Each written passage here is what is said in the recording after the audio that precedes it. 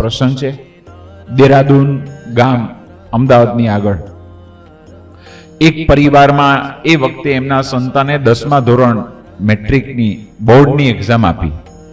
હવે એ વખતે કંઈ ઓનલાઈન રિઝલ્ટ હતું નહીં, પ્રત્યક્ષ જવું પડે. વિદ્યાર્થી જાય અથવા એના વાલી જાય, એમના માતુશ્રી કે પિતાશ્રી જાય. તો પ્રિન્સિપાલ પાસે છે એમનું રિઝલ્ટ મળે એટલે આ યુવાનના પિતાશ્રી છે સ્કૂલમાં ગયા, રિઝલ્ટ લઈને આવ્યા એટલે આ બાજુ એનો દીકરો છે રાહ જોએ અને પિતા આવ્યા કે પપ્પા પરિણામ શું આવ્યું કોને? એ વખતે છે એના પિતાશ્રી કે પરિણામ બહુ સારું આવ્યું છે, પણ એ પરિણામની છે આપણે ઉજવણી સાથે તને આ સમાચાર આપવા છે. પછી કયો ના, એ સાંજે આપીશ.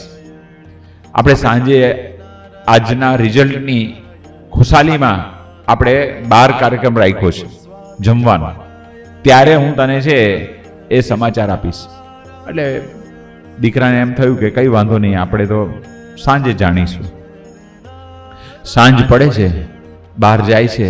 માતા પિતા એમના 2 સંતાનો એ બહાર જમવા બેસે છે અને જમવાનું પૂરું થવા આવ્યું. એ વખતે દીકરાથી રહેવાયું નહીં એટલે કહે છે કે બાપુજી પિતાશ્રીને કહે છે કે હવે તો કહો શું પરિણામ આવ્યું. એટલે એ વખતે એના પિતાશ્રી ધીમે રહીને કહે છે કે બેટા પરિણામમાં તું એક વિષયમાં ફેલ થયો છે, પણ ગભરાવ જેવું નથી. આ જીવનની છેલ્લી પરીક્ષા નથી. આવા તો પ્રશ્ન પરીક્ષા કેટલી આવ્યા કરે, પણ આવતા વર્ષે છે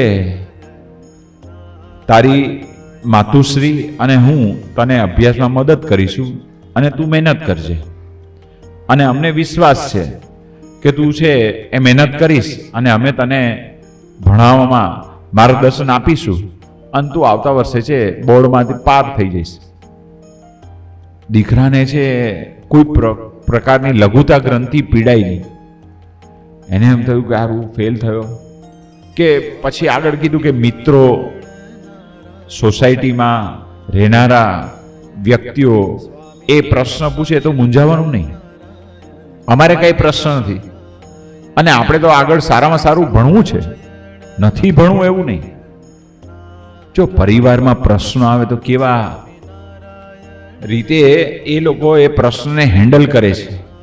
અને એમ કરતા કરતા છે એ યુવાન છે એના જીવનમાં છે આગળ વધ્યો. કારકિર્દી એની એટલી ઉજ્જવળ થઈ અને પ્રગતિ કરી જે 10મા ધોરણમાં ફેલ થયા.